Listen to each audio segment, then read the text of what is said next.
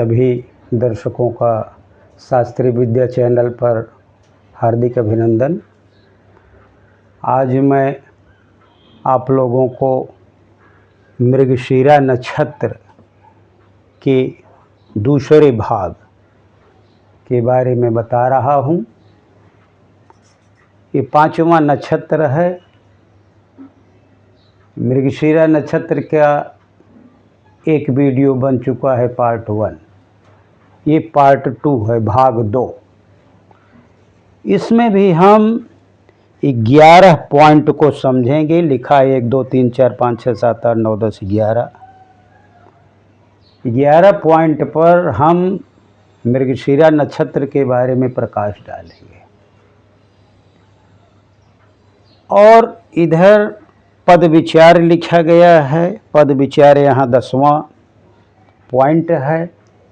तो पॉइंट थोड़ा समझने में कठिन होता है लोगों को, इसलिए मैंने अलग से इसको लिख दिया जिससे लोगों को समझने में सही पड़े, सरल ढंग से समझ लें।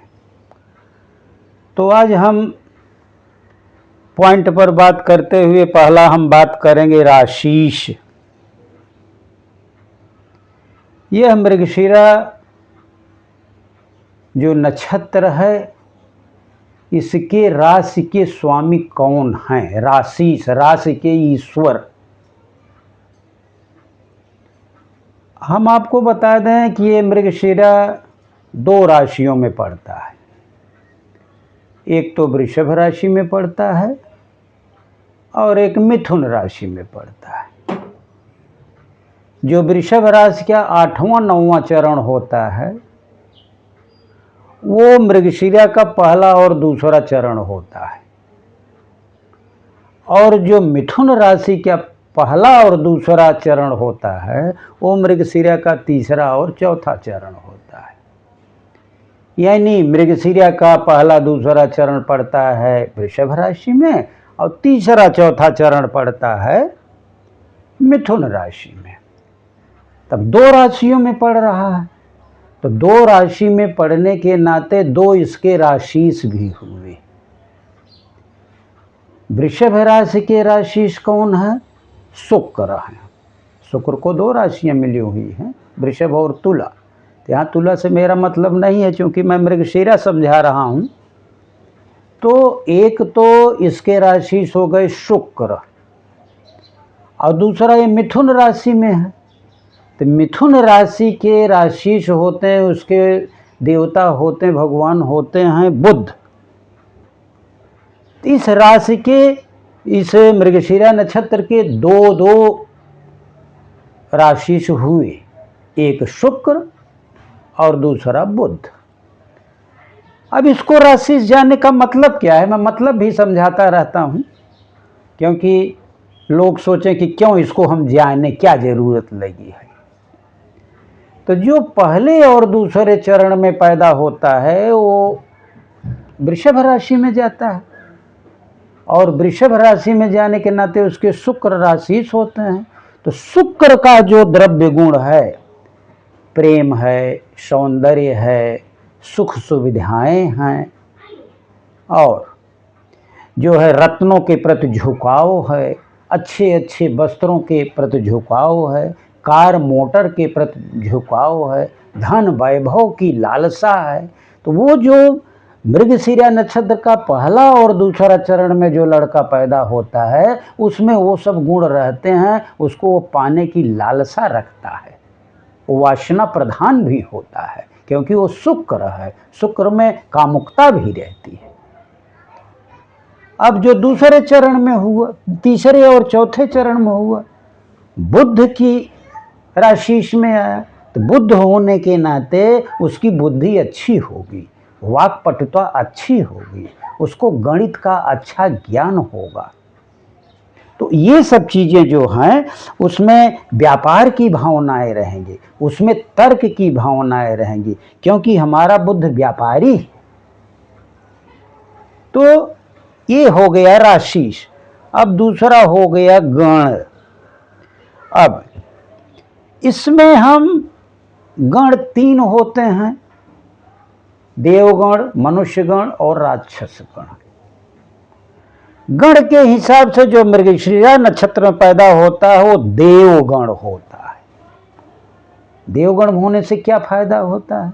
उस बच्चे में अच्छाई भरी होती है, सात्विक गुण का प्रधान हो वाला होता है, माता के पिता का वो भक्त होता है, देवताओं का भक्त होता है, वो परोपकारी होता है, किसी का बुरा नहीं चाहता है, उसमें देवत्व का गुण होता, सर्वधर्म समभाव की भावना उसकी, विश्व बंधुत्व की भावना रहती है उसके अंतर्गत। तो जो मृगशिरा नक्षत्र में पैदा होता है वो देवगण में आता है, तो उसके इस प्रकार के नेचर होते हैं। वो मनुष्य से ऊपर के स्वभाव वाला रहता है, वो कभी किसी का सत्य, अहिंसा, अस्तेय, ब्रह्मचर्य, अपरिग्रह का वो पालन करने वाला होता है। अगला थर्ड पॉइंट है नाड़ी। मृगशिरा वालों की नाड़ी क्या है? नाड़ी 3 होती है, आदि, मध्य और अंत। उसको वात, पित्त, कफ भी कहते हैं। तो ये नाड़ी इसकी मध्य की नाड़ी होती है, जो कि पित्त की नाड़ी होती है। पित्त के रहने से क्या प्रभाव पड़ता है? उसके अंदर उष्णता रहती है, गर्मी रहती है, क्रोध की भी भावनाएं आ जाती, सब चीज होते हुए भी क्रोधी होते, क्योंकि वो पित्त प्रधान है, अग्नि प्रधान है, उसके अंदर अग्नि जलती रहती है, जान लीजिए। इसलिए उसको पित्त की वर्धक चीजें कम खाना चाहिए, नहीं तो उसका बीपी बढ़ जाता है। तो उसको ये मृगशिरा नक्षत्र वाले की ये नाड़ी जो है पित्त की नाड़ी होती है। वो शादी विवाह भी करे तो मध्य मध्य नाड़ी में न करे, नहीं तो एक दूसरे के प्रति आकर्षण कम हो जाता है, बच्चा पैदा करने में प्रॉब्लम होती है। वो नाड़ी दोष के अंतर्गत आता है। जो मध्य नाड़ी वाला है आदि नाड़ी से शादी करे, अंत नाड़ी से शादी करे, लेकिन मध्य नाड़ी से न करे। तो आपको समझ में आ गया होगी इसकी नाड़ी मध्य नाड़ी है। अगला चौथा पॉइंट है योनि। हर नक्षत्रों की अपनी अपनी योनि होती है। ये इसकी योनि क्या है? इसकी योनि सर्प की है, मृगशिरा की। और भी किसी नक्षत्र की रहती है? हाँ, ये रहती है रोहिणी नक्षत्र की रहती है। रोहिणी और मृगशिरा नक्षत्र की योनि जो है वो रहती है सर्प। अब सर्प होने से क्या हुआ? सर्प होने से अनेक प्रकार की दिक्कतें होती हैं। वो कठोर हृदय का हो सकता है। ये जो जातक है सर्प होने से कठोर है, कर्कश है, नरम दिल का नहीं रहेगा और क्रोधी स्वभाव का रहेगा, कुछ उसमें बदले की भावना भी रहेगी, क्योंकि इसकी योनि जो है सर्प की योनि है। बशर्ते वो काटेगा तभी जब कोई छेड़ेगा, क्योंकि उसमें देवत्व का भी गुण है। सर्प भी देवता होते हैं, ऐसा नहीं काटते हुए फिरते हैं, जब कोई छेड़ता है तभी काटते हैं। तो जिस प्रकार से सर्प देवता काम करते हैं उस प्रकार से उसमें वो गुण रहेंगे। पांचवा है योनि बैर। अब योनि बैर मृगशिरा वाले से किससे रहेगी? सर्प का वैर नेवला से होता है।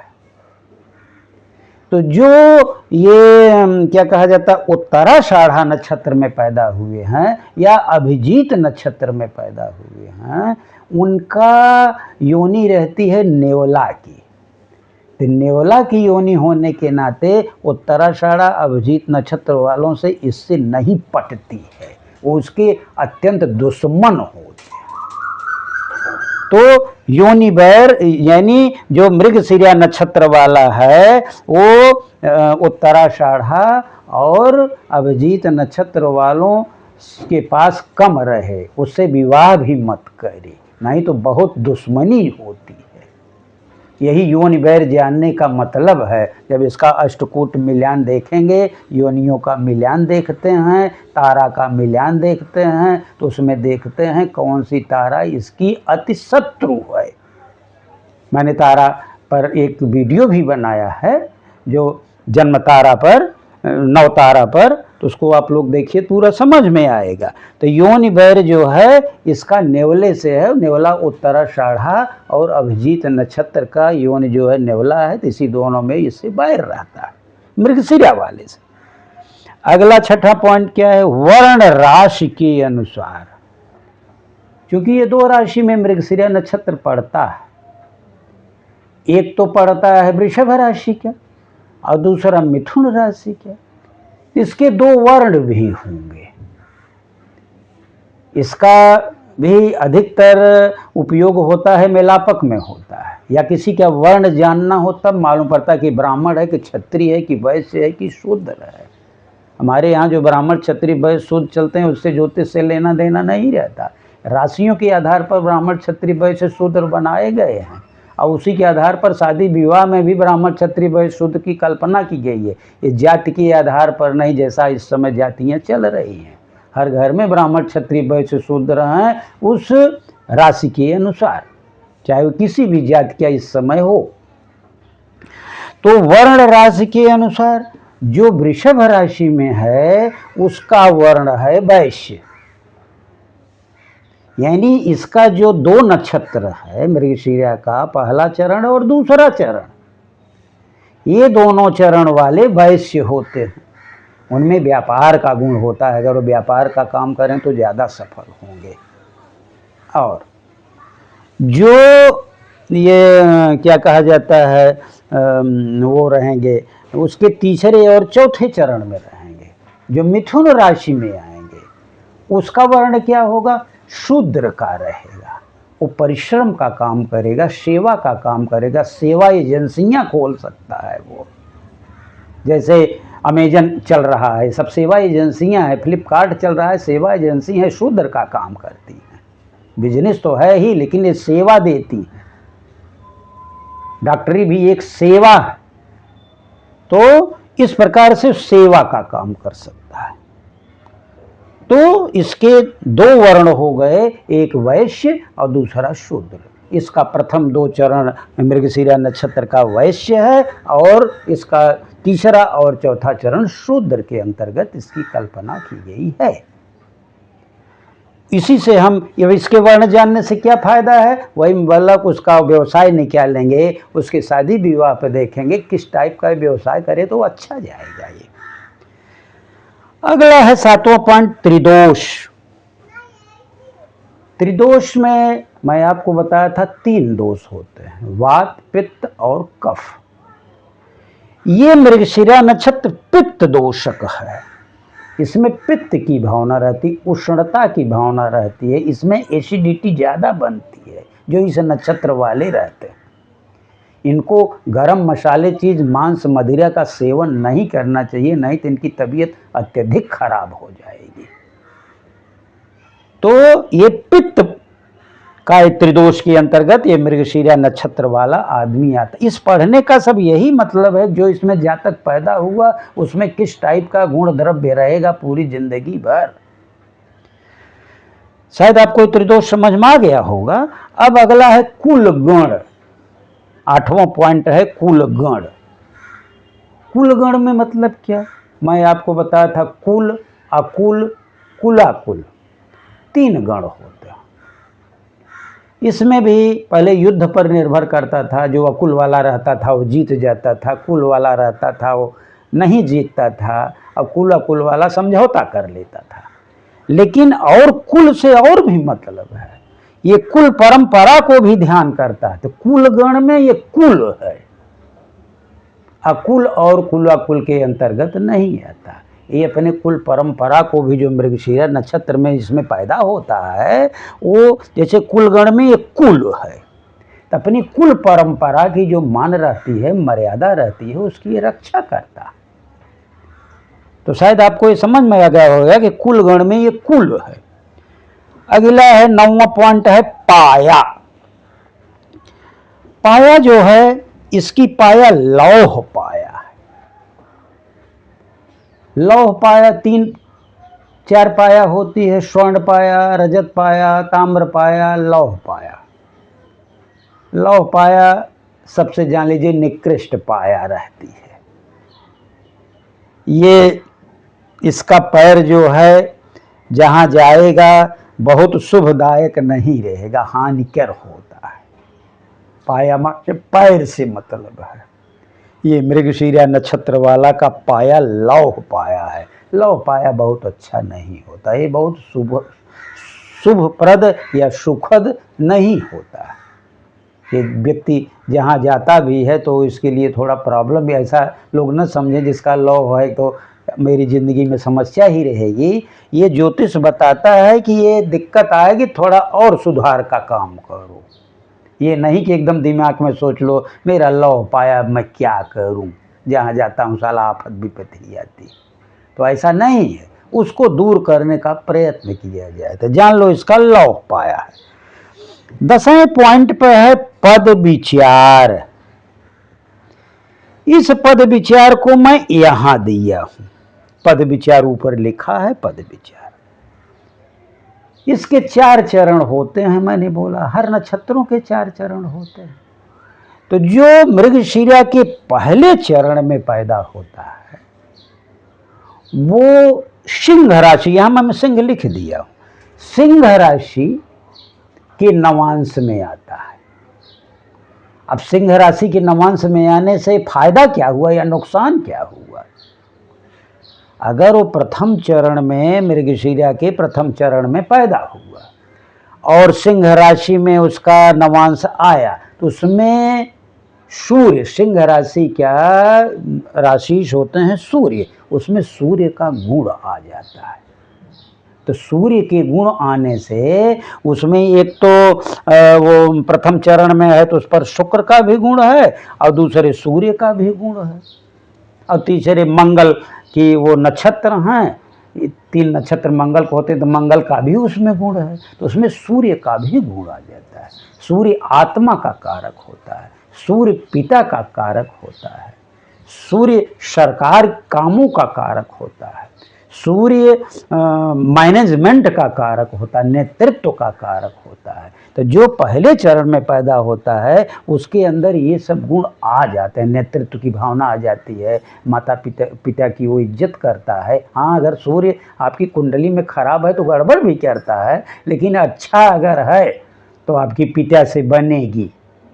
आपके अंदर सरकारी कामकाज करने की इच्छा जागृत होगी, आपके अंदर नेतृत्व की भावना होगी, आपकी आत्मा अच्छी रहेगी, आपका शरीर भी अच्छा रहेगा। तो ये हो गया जो प्रथम चरण में हुआ पद विचार में।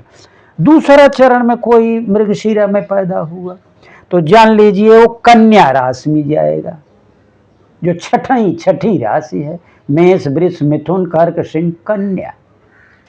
तो कन्या राशि के देवता हो जाएंगे बुध, तो उनके ऊपर बुध का भी प्रभाव रहेगा और वृष राशि में रहने के कारण शुक्र का भी प्रभाव रहेगा और मंगल का भी प्रभाव रहेगा और चंद्रमा इनके देवता हैं, चंद्रमा का भी प्रभाव रहेगा। 4 देवता का, यानी बुध उसकी वाणी भी अच्छी रहेगी, मीठा बोलेगा भी, वक्ता भी रहेगा और सुंदरता भी रहेगी, लेकिन मंगल होने के नाते कुछ वो कर्कशता भी रहेगी, कुछ बल का वो प्रदर्शन भी कर सकता है।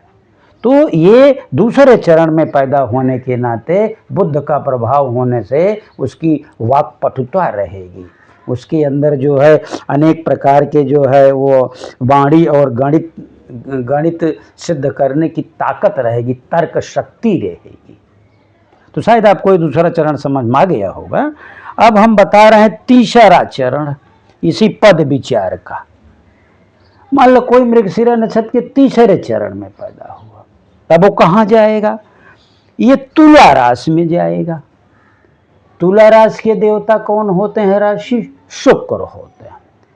अब ये उधर वृषभ राशि खत्म हो गई क्योंकि तीसरे चरण में आ गया। तीसरा चरण मिथुन का आ गया, तो मिथुन के देवता बुध हो गए, इस पर बुध का भी प्रभाव हो गया और तुला राशि के शुक्र का भी प्रभाव हो गया।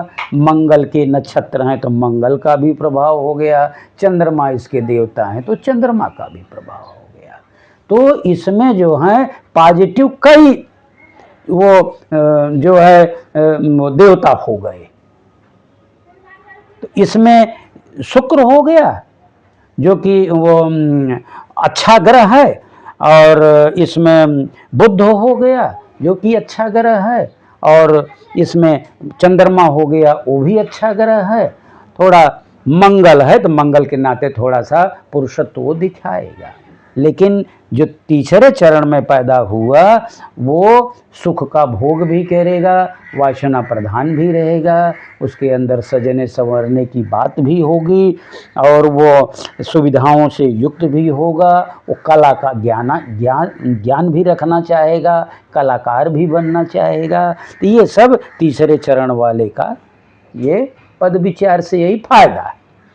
अगला चतुर्थ चरण, जो मृगशिरा के चतुर्थ चरण में पैदा हो गया, यानी इसकी मिथुन राशि के 3:20 से लेकर के 6:40 अंश के बीच में पैदा हुआ, उसके कौन से नवांश में जाएगा? वो वृश्चिक नवांश में जाएगा। वृश्चिक के देवता मंगल होते हैं। मंगल की दो राशियां, एक मेष है दूसरा वृश्चिक है। तो चूंकि इसके देवता मंगल हो गए और मंगल का मृगशिरा नक्षत्रीय है तो डबल मंगल हो गए, और बुध भी हो गए।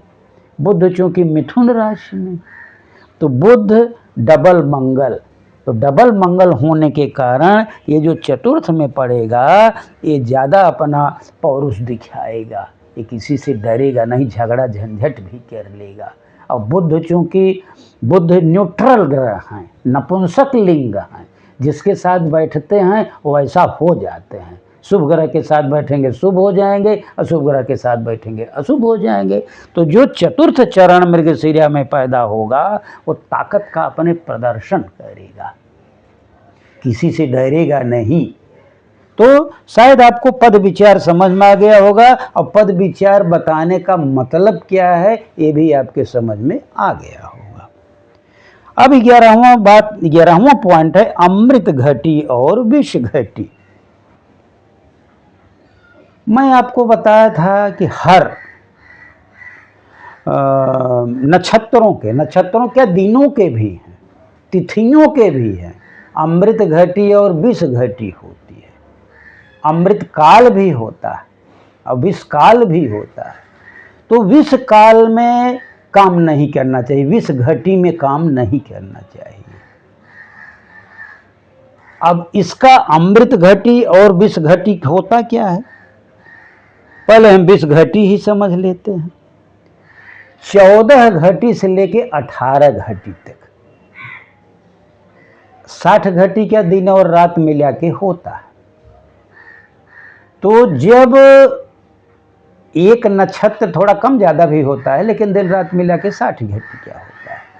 तो एक नक्षत्र का जब वो 14 घटी बीत जाएगी और 14 घटी के बाद जब टाइम चलेगा तो 14 से लेके 18 के बीच में, यानी जान लीजिए अपराह्न में, सेकंड मीटिंग में, क्योंकि दिन 30 घटी क्या होता है, रात 30 घटी कर बराबर बराबर हुए तो नहीं, कभी रात बड़ी कभी दिन छोटा हो जाता है, एक मैं अंदाज़ा बता रहा हूँ।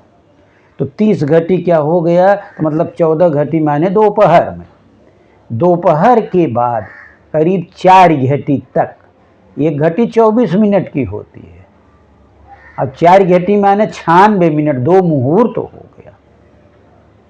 इतने समय तक 96 मिनट तक ये होता है विष घटी, 14 घटी से लेकर के 18 घटी तक। अमृत घटी क्या है, अब 20 घटी के बाद मान लो जितनी घटी बची सब अच्छी ही होती हैं, क्योंकि 20 घटी ही खराब होती है, लेकिन उसमें भी महा अच्छी घटी होती है, उसमें आप काम करेंगे तो आपका काम जरूर से होगा। वो कौन सी घटी है, 38 घटी से लेके 42 घटी तक। मान लो 30 घटी के अगर दिन हो गया, 38 और जान लीजिए 2-3 घंटे बाद और करीब जान लीजिए कि 9-10 बजे रात से लेकर के, तो 38 घटी से लेकर के 38 घटी जब बीत जाए तो 38 घटी से लेकर 42 घटी तक इसकी अमृत घटी होती है। तो कोई भी शुभ कार्य अमृत घटी में करे तो अच्छा होता है। रहती तो 20 घटी के बाद जितनी भी और घटियाँ बची सब ठीक ही होती हैं, लेकिन अमृत घटी विशेष रूप से अच्छी होती है। तो शायद आपको समझ में आ गया होगा कि अमृत घटी और विष घटी मृगशिरा नक्षत्र वालों की क्या होती है। तो आज मेरा यहीं पर मृगशिरा नक्षत्र का भाग 2, जिसमें कि मैंने 11 पॉइंट को बताया, शायद आपको समझ में आ गया होगा। मैं इसी के साथ अपनी वाणी को विराम देता हूँ। आप लोगों का बहुत बहुत आभार एवं धन्यवाद।